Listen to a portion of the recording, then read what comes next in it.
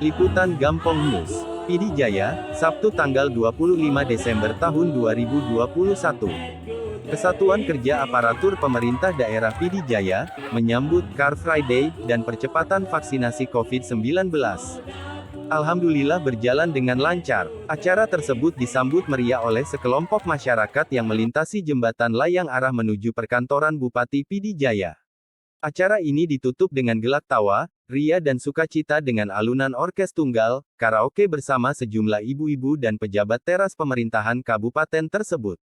Menurut amatan satelit Pyongyang, bahwa ada titik jenuh selama pandemi atau lebih tepatnya haus akan hiburan. Diharapkan pemerintah setempat bisa menghadirkan orkes tunggal atau show yang lebih spektakuler lagi. Akhirus salam acara ditutup dengan rekes lagu dari sang vokalis Armada. Sekian liputan Gampong News. Ketemu lagi di liputan kami berikutnya.